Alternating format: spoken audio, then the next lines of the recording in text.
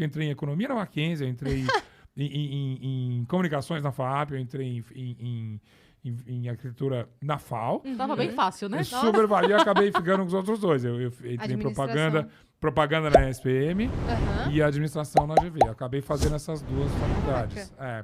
E aí eu era muito, muito moleque, eu tinha certeza ali logo no início que eu não ia trabalhar com isso.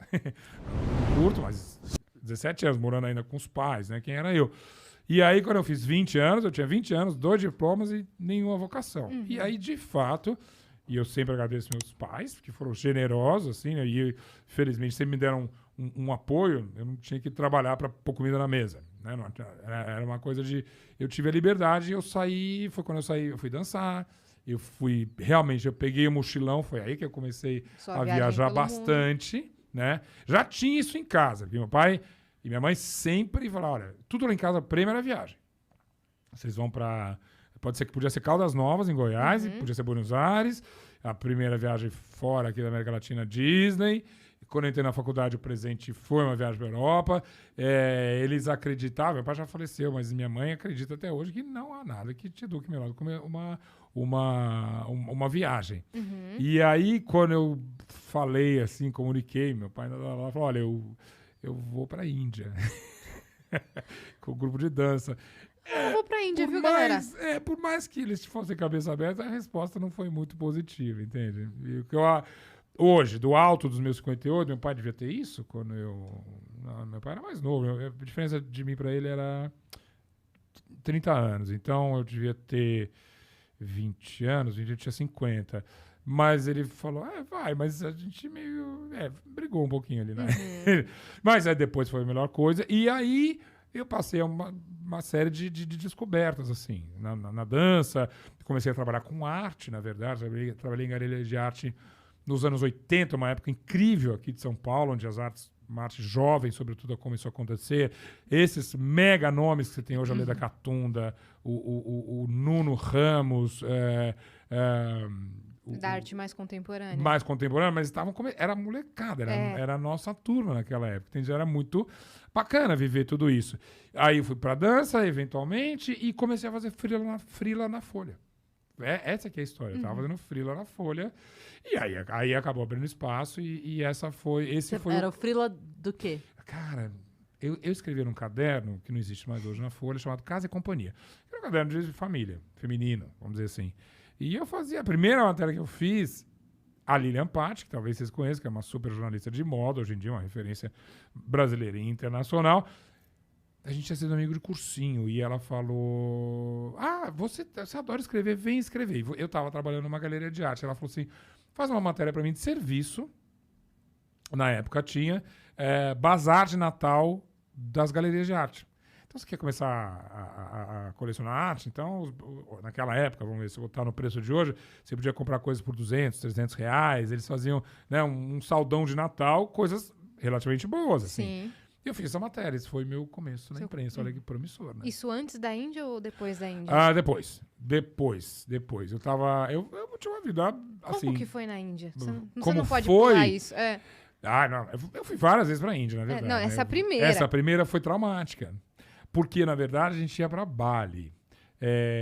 Eu viajei com o Ivaldo Bertazzo e a gente queria... O Ivaldo, ele tem uma escola Ele aqui? tem uma escola, em São Paulo, até hoje. Já escutei sobre isso. Sim, ele hoje em dia ele é... Um pouco mais velho que eu, acho que ele tem uns 60 e muitos anos, talvez 70, e ele foi muito pioneiro. Nos anos 80, assim, era ele, JC Viola, Klaus Viana, uns nomes da dança. Hoje é difícil conseguir vaga para a escola dele. Muito difícil. Hoje em dia, sim. Mas porque ele tem uma linguagem muito específica. Na época, e ele que me apresentou essas danças orientais todas, a gente fazia uma dança misturada. O povo acha mó graça que eu fazia dança do ventre. Eu fazia dança do ventre também, né? Demais. Tudo dança ética, né? Ali eu tenho o maior orgulho disso, na verdade. E... Você chegou a aprender Dabic, não? Não é. Então, a gente fazia tudo meio por cima. Entendi. Quem dera. A única dança dessas que eu fui fundo foi a indiana. E aí, por causa dessa viagem da Índia, que eu vou contar até por que eu fui parar lá. Mas a gente sabia de tudo um pouco. Então, não fui pro Dabic, a gente não pegou pesado ali. Tá. Mas nessa viagem da Índia, a ideia era Bali. Porque Bali, turma, eu nunca tinha ido. E Bali, fala em Bali que você pensa, paraíso, né? Praias incríveis. A gente ia pra dançar. Dança balinesa dá um trabalho, assim, quem tá vendo no vídeo aqui, tá vendo? Essa minha mão é assim, toda torta pra trás, por causa dança balinesa, que o professor fazer mais, né? Mas Bali, do outro lado do mundo, anos 80, você tinha que parar várias vezes. A gente foi pra Amsterdã, depois a gente parou em Nova Delhi. E em Nova Delhi, o Ivaldo tinha programado que a gente ficaria uma semana lá, também para conhecer um pouco, ele gostava. E a gente chegou, era um grupo de 11 pessoas. Eu lembro direitinho desse número, que era um número que era difícil de dividir em grupos. E a gente chegou e a gente ficou horrorizado. Era o pior da Índia, né? Muita pobreza, e veja, a gente vem do Brasil, a gente sabe o que é pobreza, a gente convive com ela. Mas o da Índia era muito na sua cara, assim. Era a gente na rua, era assustador. Era mais dos anos 80. E a gente chegou cansado e a gente foi desse hotel do lado de um... Eu sei, isso, olha, imagina, estou falando de 1986, 5 ou 6. E eu lembro das coisas, eu não lembro da data, mas lembro que a gente saiu para ir num lugar chamado Palika Center, que era um shopping, assim, para ver tecidos, aqueles tecidos indianos lindíssimos e tal. E a gente só viu mendigo na rua, era uma coisa horrorosa. A gente voltou, jantamos, conversamos, falamos, Ivaldo, nós queremos ir embora da Índia. Não vamos adiantar a nossa viagem, vamos para Bali, todo mundo cabeça em Bali, não sei o que e tal. Aí o Ivaldo falou, tá bom, vai descansar. Cara, ele descansou. No dia seguinte, cadê o Ivaldo de manhã? Ele tinha sumido. Quando foi mais ou menos umas 11 horas, ele aparece, tá todo mundo perdido ali no hotel, aparece o Ivaldo e fala, olha, é o seguinte, tem uma van esperando vocês aqui, eu queria mostrar uma coisa pra vocês. E ele levou a gente numa escola de dança. E tinha... Ele já tinha ido pra Índia, né? E aí é lindo, uma casa, até uma ruína, assim, uma ruína indiana. Bailarinos e bailarinas que eram príncipes e princesas, assim, dançando pra gente, música ao vivo, aquela música indiana. Um banquete indiano, a gente passou o dia lá. Pergunta se alguém queria ir para Bali depois, né? Ali ficou. A gente ficou encantado. É aquela coisa do contraste, né? É muito violento. Eu digo, a gente quando viaja, esse caminho que eu fiz é até um caminho do viajante aqui, urbano, São Paulo. Você vai para América Latina, aí você vai para Miami, você vai para Disney. Isso é uma história que, né, quem tem a possibilidade de viajar, já viu. Aí vai para Europa, de repente, sua primeira viagem para Europa, Portugal, vai para Inglaterra, você gosta de música. Eu lembro que eu fui para Inglaterra no começo dos anos 80, louco com música naquela época, só até hoje, mas New Wave, essa coisa toda. Tudo isso, América Latina, Estados Unidos, Europa, a gente tá perto aqui da gente. Né? Nossa cultura é ocidental, né? A gente ouve rock, a gente, né, vem dos Estados Unidos, a gente come como eles, a nossa religião é cristã, que é obviamente, né, uma origem ali, Oriente Médio, é claro, mas que cresceu, floresceu na Europa, e a gente é a nossa herança. No Brasil, a gente até tem, inegavelmente, uma parte de cultura africana, mas a gente, obviamente, não é essa a que a gente explora em primeira mão.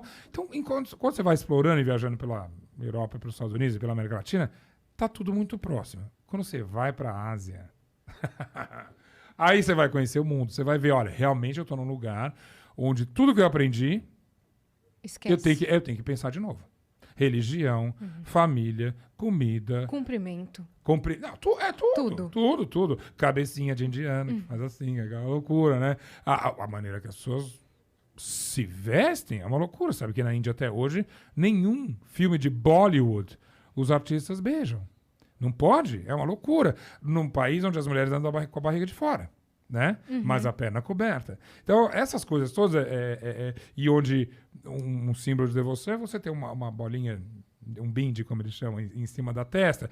E aí você fala, bom, então tudo que eu aprendi, o mundo é maior, entende? O mundo é mais interessante. O mundo, parafraseando Caetano Veloso, o mundo não é chato, entende? O mundo é muito legal. E aí você fala, agora vamos arregaçar a mão e começar a conhecer o mundo. E aí, quanto mais pro Oriente você vai, mais louco vai ficando, né? Aí depois eu fui para Bali, para o Sudeste Asiático, Japão. O Sudeste Asiático até hoje é o lugar que eu mais gosto de ir, assim, que é Tailândia, Laos, Camboja, aquele canto, é meu canto no mundo ali. E aí... Filipinas, você já foi? Qual? Filipinas? Fui, uma vez só. Filipinas é punk, hein? É punk. A minha lembrança desse lugar era muito punk. Eu fui só pra Manila. É meio assim... tudo que pode dar errado numa colonização, lá deu errado.